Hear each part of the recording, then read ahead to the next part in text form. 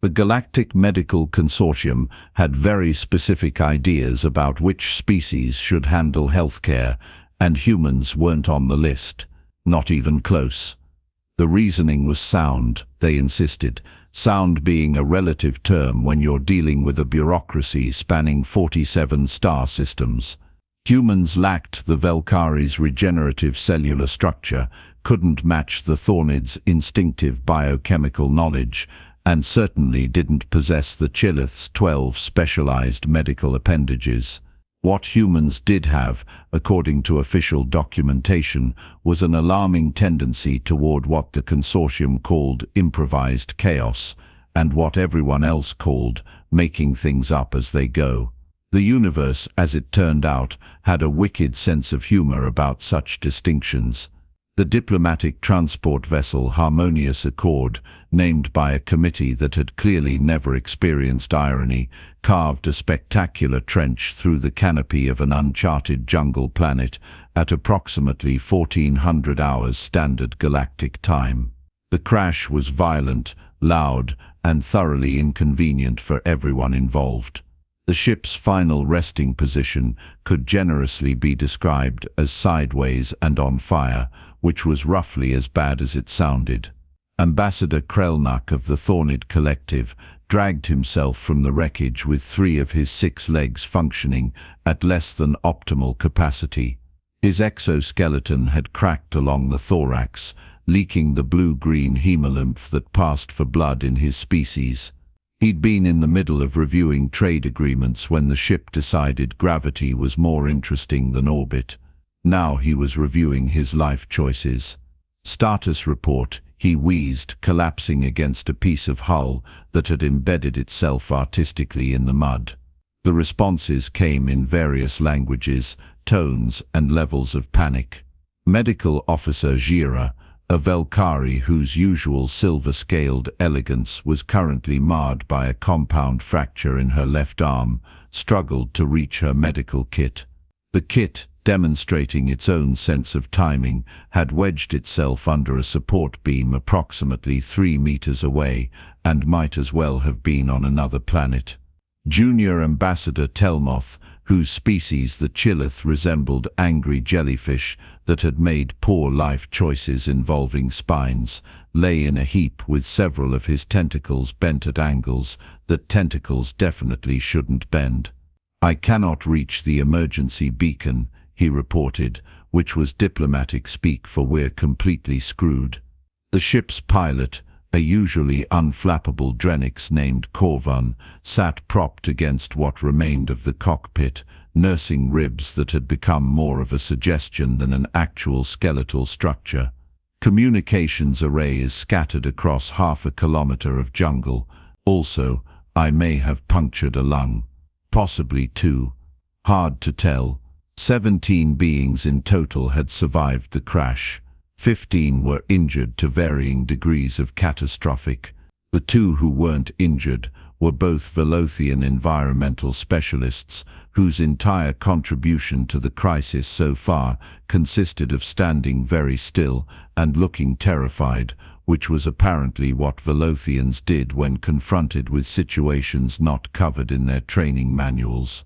And then there was the human, Marcus Chen, cargo specialist, freelance engineer, and the only being aboard who'd been hired for his ability to move heavy objects rather than his diplomatic credentials, emerged from a hole in the cargo bay covered in hydraulic fluid and carrying a toolbox.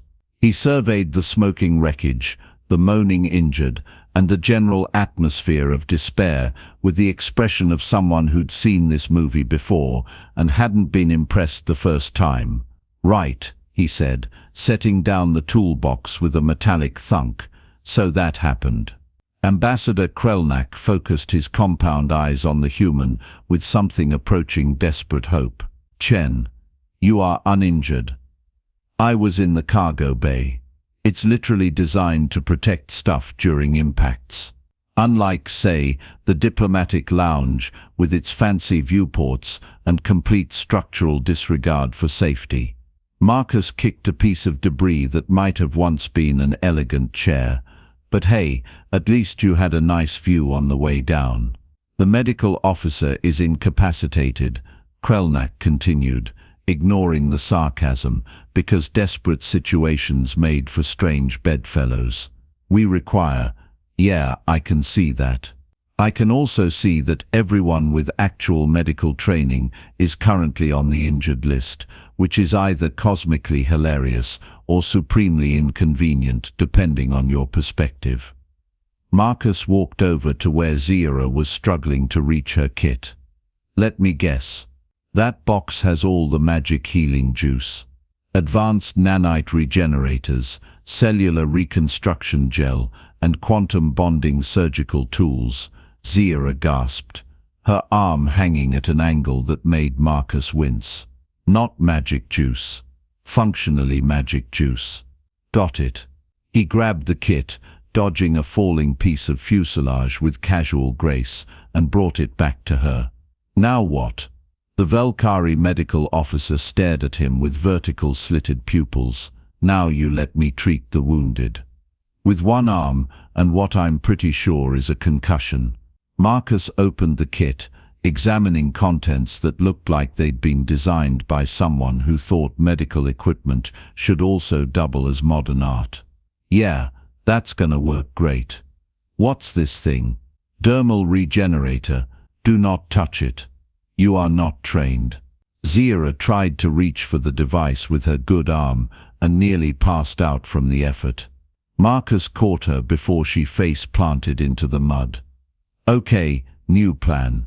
How about you lie down before you fall down and talk me through this stuff? You be the brains, I'll be the hands. Absolutely not. Humans are not certified for. We're in a jungle on an uncharted planet with no communications and at least a dozen people who'll die if they don't get help. Marcus gestured broadly at their surroundings, where strange alien calls echoed through trees that looked like they'd been designed by a committee that couldn't agree on what color green should be. I'm thinking the Galactic Medical Consortium's certification requirements are maybe not our biggest problem right now. The ambassador's mandibles clicked in what might have been agreement, or might have been pain. Hard to tell with Thornids. He has a point. He has no medical knowledge whatsoever. Zira protested weakly. Neither does anyone else who's currently conscious. Marcus stood up, brushing mud off his hands. But you know what I do have. Opposable thumbs, a working spine, and a really high tolerance for improvisation. So here's what's going to happen. You're going to tell me what to do, I'm going to do it, and we're all going to survive long enough to file a formal complaint about it later. Before anyone could protest further, Marcus started stripping paneling from the crashed ship. The screeching sound of metal being pried from metal cut through the jungle ambiance like a particularly aggressive dinner bell. What are you doing? Telmuth called out, several of his tentacles twitching. Building stretchers. People are lying in mud and broken glass. This seems suboptimal for recovery. Marcus laid out 3 long panels, then used cables from the ship's internal systems to create a grid pattern. Also, I'm going to need something for padding, unless we want to add pressure sores to our list of problems. The emergency foam, Korvan suggested, pointing toward a compartment that had somehow remained intact. Medical-grade cushioning. Yellow containers. Perfect. Marcus retrieved several canisters and sprayed foam across the metal panels. It expanded, hardened, and formed a surprisingly decent surface. There, field stretchers. Not pretty, but neither is dying in the dirt. The 2 Velothian specialists watched this with mounting horror. Their species, Marcus recalled, had very specific protocols for everything. Improvisation was probably somewhere between heresy and criminal negligence in their worldview. This is highly irregular, one of them ventured. Yeah, so is crashing. We're all having a real irregular day. Marcus tested the stretcher's strength, nodded in satisfaction, and started building another. Feel free to help, or feel free to keep standing there looking concerned. Both are valid choices. He built 6 stretchers total, each one slightly better than the last as he refined his technique.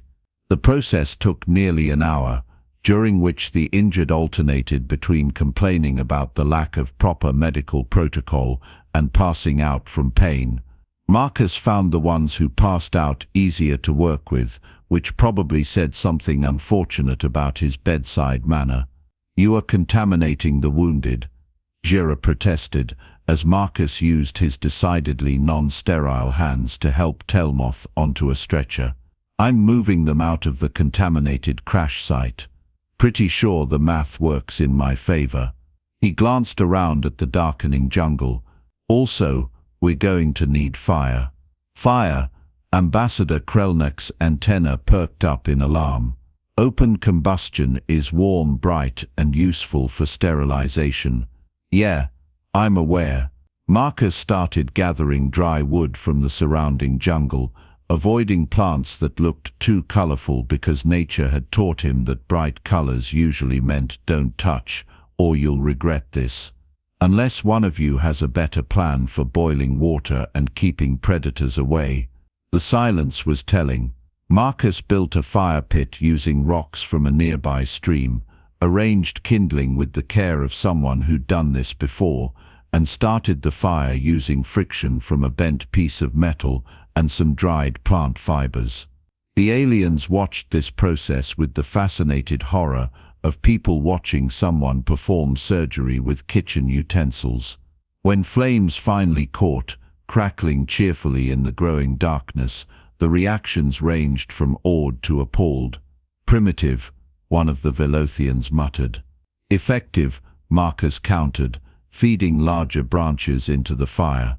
"Also, judging by the sounds in that jungle, primitive is probably going to keep us alive tonight." He wasn't wrong. Things moved in the darkness beyond their firelight. Things with too many legs or possibly not enough. Things that made sounds that suggested teeth. Many teeth. The fire, primitive as it was, seemed to discourage closer investigation. Something large and presumably hungry circled their camp twice before deciding easier meals existed elsewhere. Marcus added more wood to the fire and made a mental note to never ever tell anyone how terrified he'd been during those moments. Marcus spent the next phase of the disaster creating shelter. More hull panels became walls. Emergency tarps formed a roof. Seat cushions became bedding. The cargo specialist worked with the efficiency of someone building furniture from instructions, except the instructions were "don't die," and the furniture was keeping 17 beings alive. "You appear experienced with survival situations," Ambassador Krelnick observed, watching Marcus secure a tarp against the wind that had started picking up as night fell completely. "I worked on colony ships for 5 years. Stuff breaks. People get stranded, you learn to make do." Marcus tied off another corner with practiced efficiency. "Also, Earth is like 70% hostile environment. You grow up learning this stuff, or you don't grow up. Humans are basically survival practice from birth. That explains a disturbing amount about your species," Jira commented from her stretcher. "Yeah, we get that a lot." By the time the shelter was complete, the human had worked for 3 straight hours without stopping. He'd built a field hospital from crashed debris, and it was time for the terrifying part, actually treating people. Marcus knelt beside Jira with the medical kit open between them, trying not to think about all the ways this could go catastrophically wrong. "Okay, teach me. What's first?" The Velkari studied him with an expression that mixed resignation with curiosity. "The quantum bonding tool. Blue handle. It will seal wounds at the molecular level." "Molecular level. Got it. This button." "No, that will vaporize tissue." "The other button." Cool. Not vaporizing anyone tonight." "Good to know." Marcus practiced with the tool on a piece of fabric, watching it seal together seamlessly, like a really fancy soldering iron. That is a horrifyingly reductive description, but functionally accurate. Gira pointed toward Korvan. His ribs need stabilization. The tool will bond the fractures. Marcus approached the Drenix pilot, who eyed him with understandable wariness. So this is happening. I'm going to need you to breathe normally while I seal your broken ribs with alien technology. I learned about 3 minutes ago. When you phrase it that way, I feel less confident. Yeah, me too. Deep breath. Marcus activated the tool, following Gira's shouted instructions, and watched in fascination as bone knitted together under the device's blue glow. The process was mesmerizing, almost beautiful in a deeply weird way. That is deeply weird, and also incredibly cool. You are doing it correctly, Gira admitted, surprise evident in her voice. Somehow is my specialty. You should see me parallel park. The night progressed in a blur of improvised medicine. Marcus learned to use the dermal regenerator on Ambassador Krelnick's cracked exoskeleton, filling the gaps with a paste that hardened like biological epoxy. The ambassador's hemolymph stopped leaking, which everyone agreed was a positive development. He treated burns on 3 different species with cellular reconstruction gel that looked like glowing honey and probably cost more than his annual salary. The gel tingled when applied, and watching it work was like observing fast-forward footage of healing. He created splints for Telmoth's bent tentacles using branches and medical tape, ignoring the Cheolith's complaints about how this wasn't in any medical manual. If you can find the manual for improvised xenobiology in a hostile jungle, I'll be happy to follow it. Marcus replied, securing another splint with perhaps more force than strictly necessary. You are enjoying this, Telmoth accused. I'm enjoying that you're not dying. The rest is just stress management. When one of the Velothian specialists developed a severe allergic reaction to something in the jungle air, his respiratory passages swelling shut with alarming speed, Marcus had to figure out the alien equivalent of an EpiPen, while Gira shouted instructions from her stretcher. The device looked nothing like anything he'd ever seen, all crystalline chambers and bio-organic interfaces that seemed to pulse with their own light. Left thoracic cavity, between the 3rd and 4th vertebral plates, Gira directed, her voice tight with urgency. Marcus found the spot, his hands steadier than he felt, said a quick prayer to whatever deity handled xenomedicine, and administered the injection. The Velothian's respiration normalized within seconds, the terrifying wheeze fading to regular breathing. I cannot believe that worked, the other Velothian whispered, staring at his companion. Makes 2 of us, Marcus admitted, setting down the injector with shaking hands. Actually, makes 19 of us if we're counting.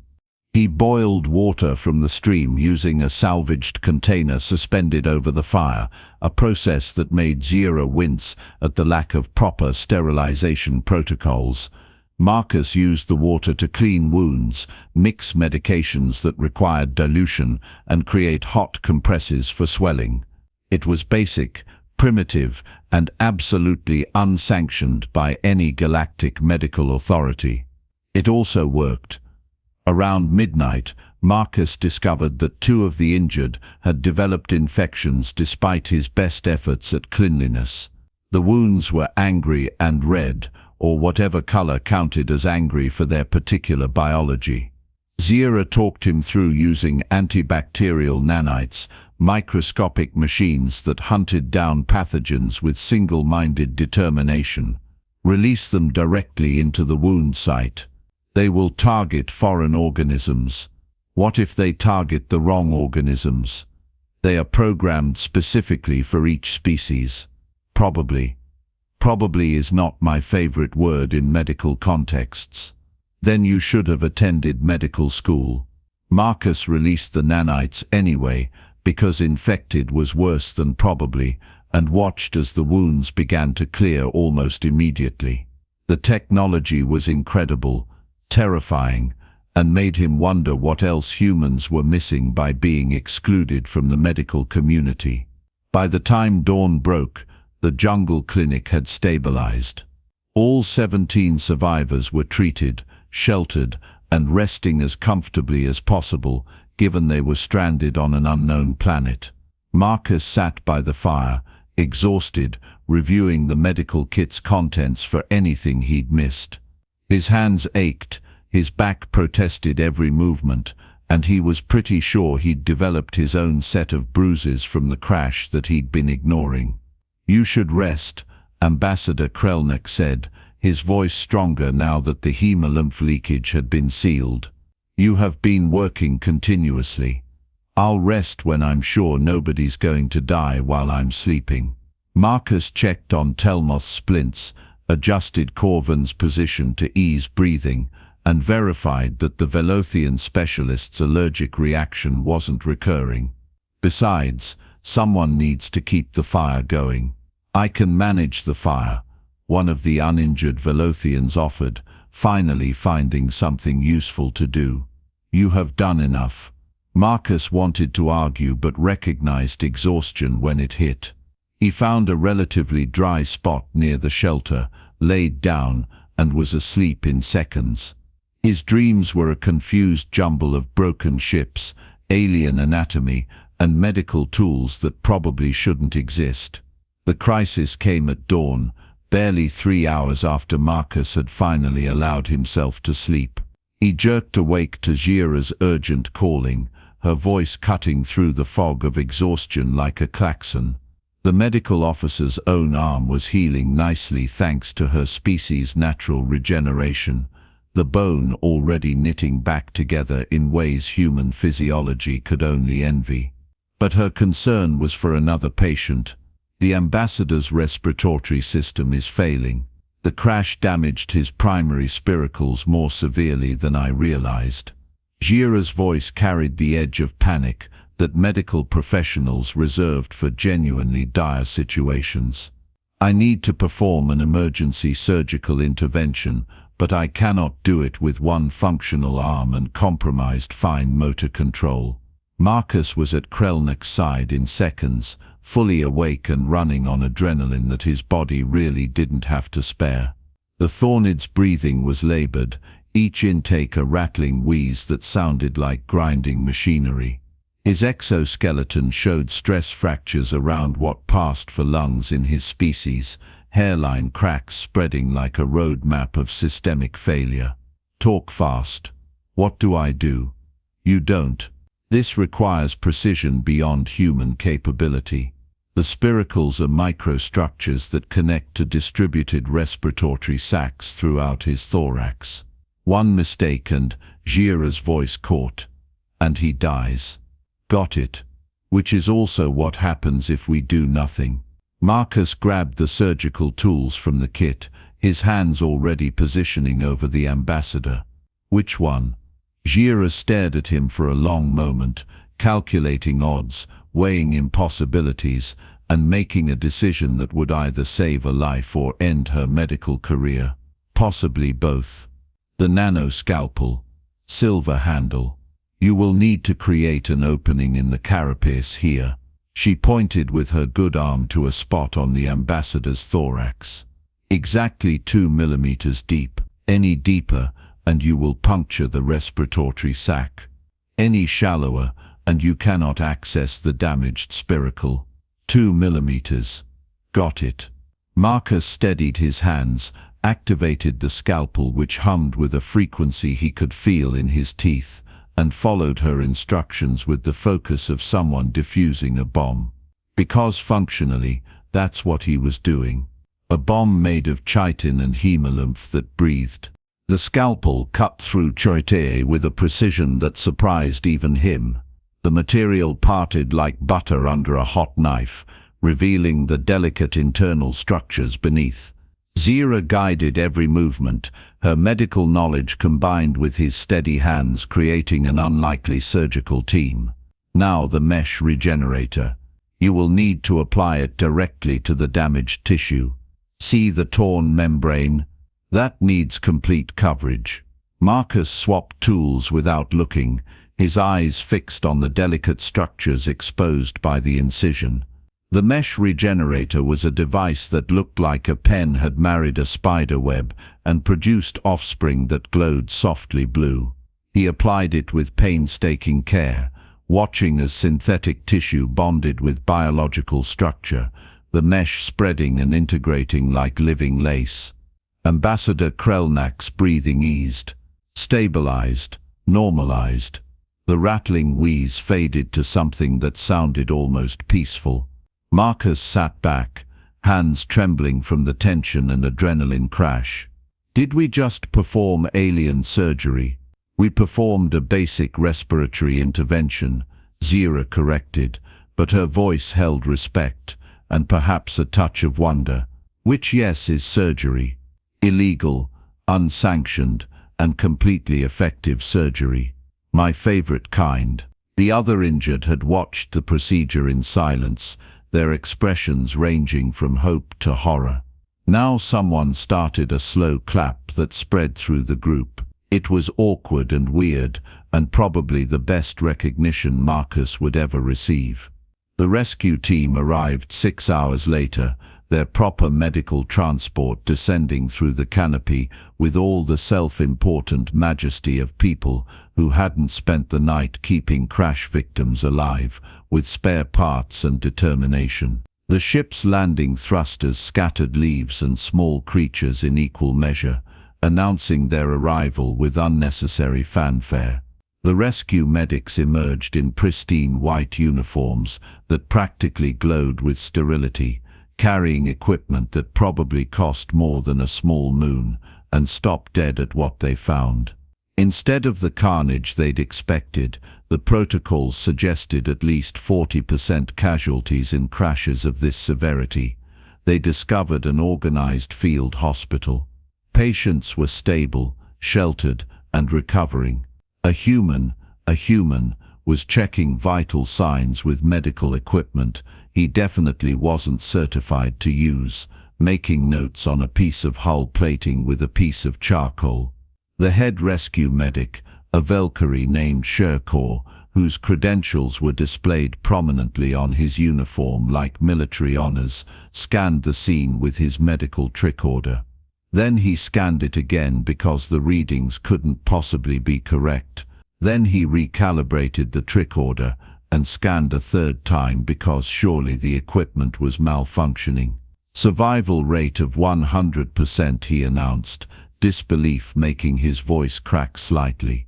All injuries treated and stabilized, infections prevented or contained, surgical interventions performed successfully. He struggled for words that could encompass the impossibility before him. This should not be possible. The statistical probability of this outcome is... Yeah, well, we didn't have time to check what was possible, Marcus interrupted, helping load Ambassador Krelnak onto a proper medical stretcher that floated on anti-gravity cushions, and probably cost more than Marcus's childhood home. We were too busy making it happen. Turns out statistics don't mean much when you're bleeding out in a jungle. Sherkor examined Jira's arm with professional thoroughness, studied Corvin's ribs through his scanner, and reviewed Telemoth's splintered tentacles with increasing bewilderment. He pulled up medical records, compared them to current readings, and seemed personally offended by the quality of care. These techniques are highly unconventional. Stretchers made from hull plating, boiled water for sterilization, branch splints. This is frontier medicine at best. These techniques are highly effective, Jira corrected, flexing her healing arm with obvious satisfaction, due entirely to Chen's efforts. He performed a thoracic respiratory intervention on Ambassador Krelnak this morning. Textbook precision. Well, if there was a textbook for humans performing Thornid surgery, which there isn't because you people won't write one. But he has no medical training, no certification, no other option, Marcus interrupted, packing up the medical kit with careful efficiency, making sure every tool was accounted for. Look, I'm not trying to steal anyone's job. I move cargo for a living. I like moving cargo. Cargo doesn't complain, or have respiratory failures, or need emergency surgery at dawn.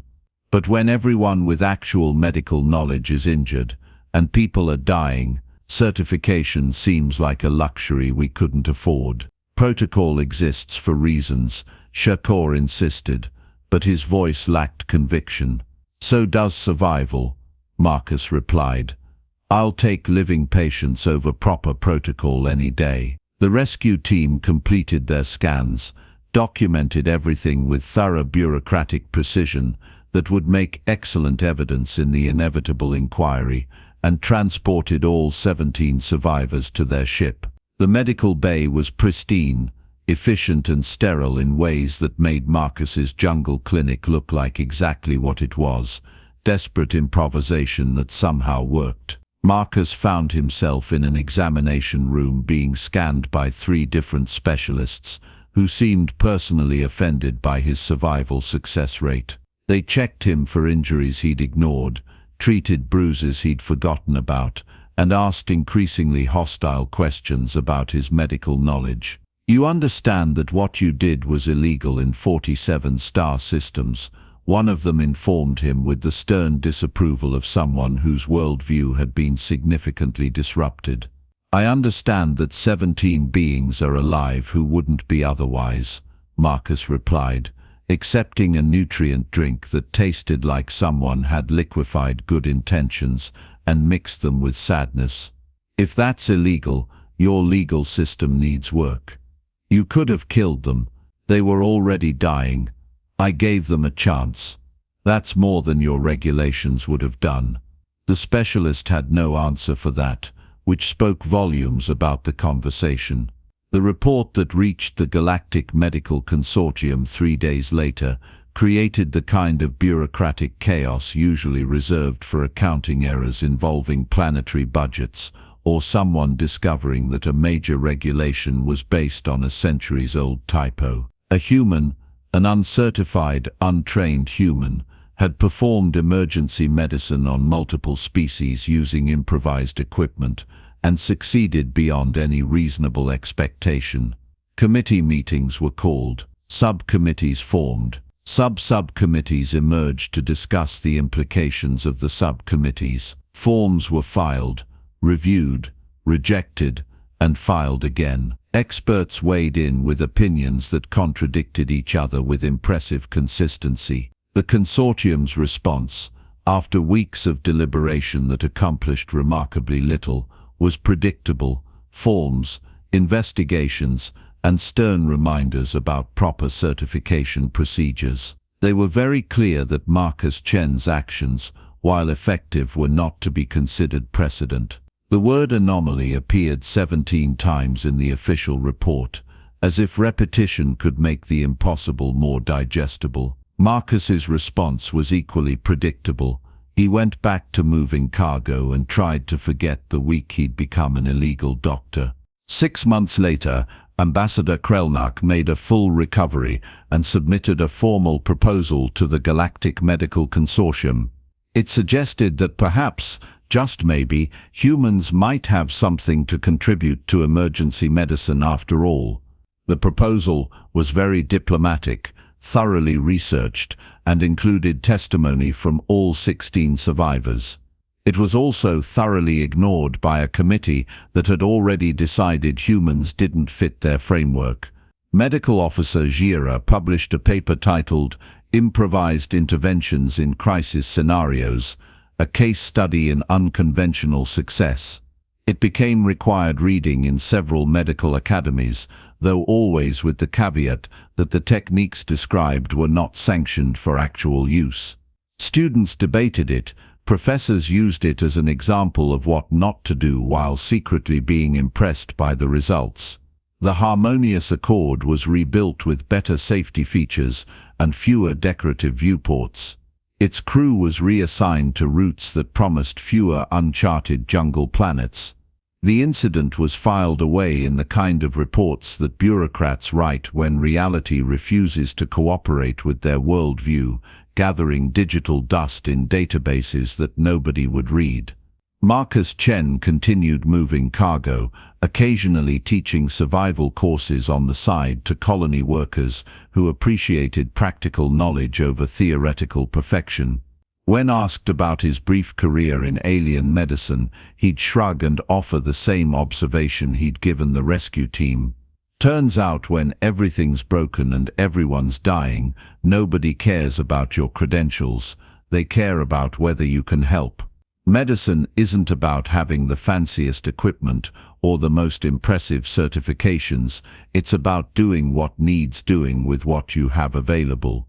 The rest is just paperwork, and paperwork never saved anyone's life. The Galactic Medical Consortium never officially changed their stance on human medical practitioners. But somewhere in their databases, buried in the kind of footnotes that bureaucrats hope nobody reads, there's a notation about emergency scenarios and species limitations. It acknowledges in the most reluctant language possible that humans possess what it calls adaptive medical intervention capabilities under extreme duress, which is bureaucratic speak for when everything goes wrong, humans will figure something out. They always do. And that, as it turned out, was the scariest qualification of all. Not because humans were particularly gifted at medicine, but because they refused to accept that impossible meant anything other than nobody's tried hard enough yet. The galaxy had very specific ideas about which species should handle healthcare. The galaxy, Marcus reflected while loading cargo containers on a peaceful Tuesday afternoon, could stand to be wrong more often. It might learn something,